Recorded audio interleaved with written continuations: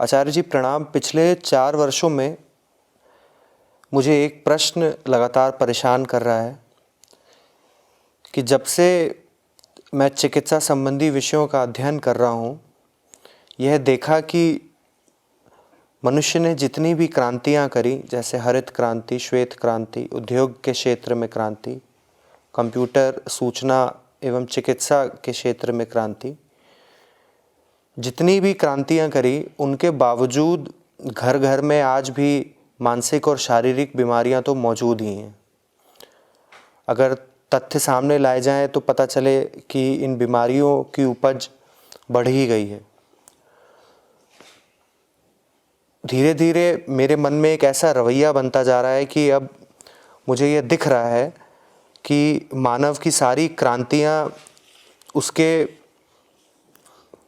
विरोध में ही सामने आई हैं। उसने जो भी किया है उसको उल्टा ही भारी पड़ा है। क्या एक युवा होने के नाते यह रवैया मुझ में उत्पन्न होना ठीक है?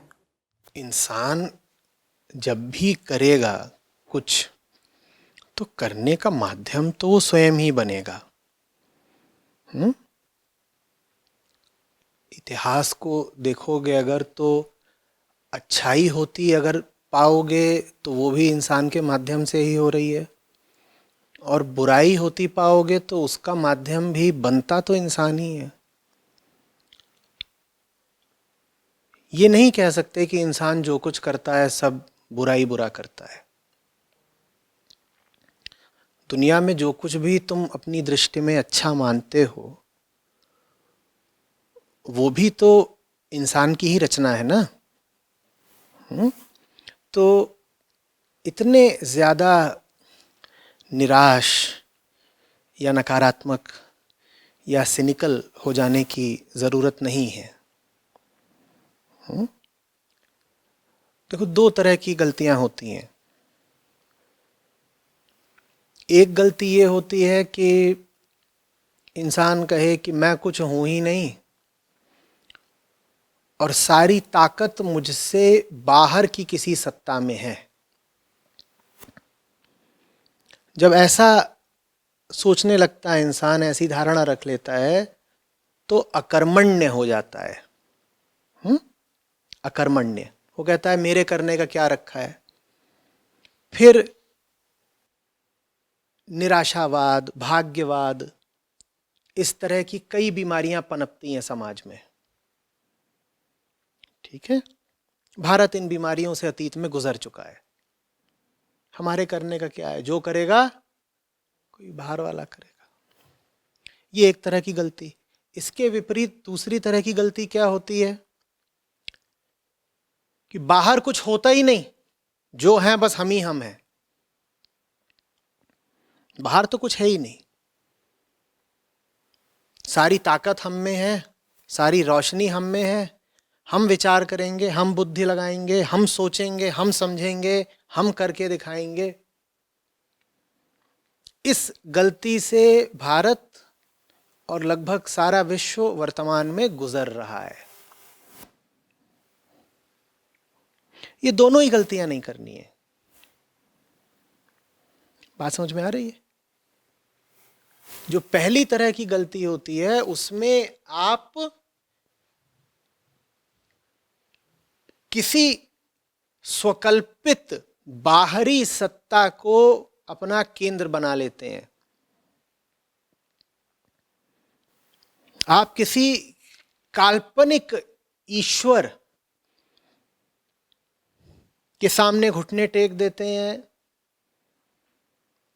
आपकी जो मेधा है, आपकी सब मानसिक शक्तियां जो हैं, आपकी जो प्रज्ञा है, जो आपको उपहार स्वरूप मिली है, आप उसका इस्तेमाल करने से ही इनकार कर देते हैं। आप कहते हैं मैं होता कौन हूं। ये भारत में भी हो चुका है, पहले यूरोप में भी हो चुका है। लेकिन दिक्कत यह होती है कि जब क्रांतियां होती हैं तो हम एक गलती से उछाल मारते हैं और जाकर के गिरते हैं बिल्कुल दूसरी गलती पर। और दूसरी गलती क्या है?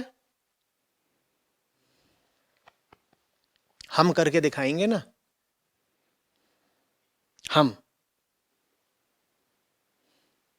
मैं कह रहा हूं वर्तमान में लगभग सारा विश्व इस गलती के दौर से गुजर रहा है।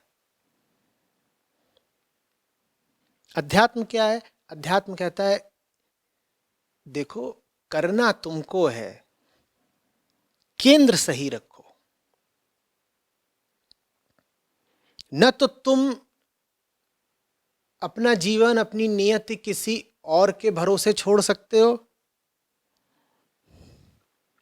और न ही तुम ये कह सकते हो कि तुम सर्वज्ञ हो और सर्वशक्तिशाली हो, तुम ही सब जानते समझते हो। काम सारा तुम्हें ही करना है, लेकिन सर झुका के। जो पहली गलती है वो कहती है मुझे काम ही नहीं करना, या काम करना भी है तो उल्टा पुल्टा।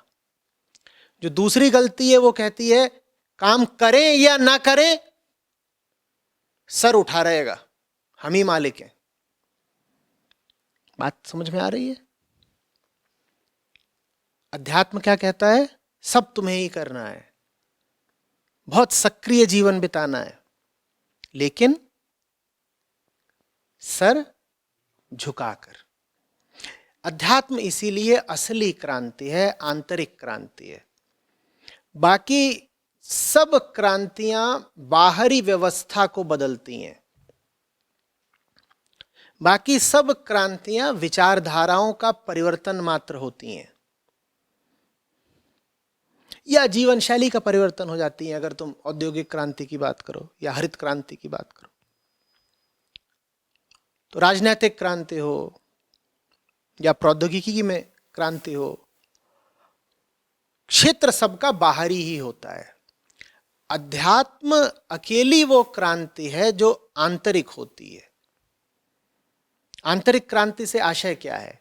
आंतरिक क्रांति से आशय है कि तुमने इतना स्वीकार किया कि बदलाव की जरूरत बाहर बाद में है, भीतर पहले है। क्योंकि बाहर जो कुछ है वो निर्माण तो हमारा ही है, वो निर्माण भी हमारा है और उसके अर्थ भी हम ही निकालते हैं। उसे रचते भी हम हैं और रचने के बाद उसमें अर्थ भी हम ही भर देते हैं। तो बाहर का बदलाव बाद में होगा, देखा जाएगा। बाहर भी बदलाव करेंगे, काफी कुछ बदलाव तो अपने आप हो जाएगा बाहर। सर्वप्रथम आवश्यक है आंतरिक बदलाव, और आंतरिक बदलाव जरूरी इसलिए है क्योंकि सारी तड़प महसूस तो अंदर अंदर होती है ना। कारण हम भले ही कितना भी कह दें कि बाहरी हैं, दुख का अनुभव कहां होता है?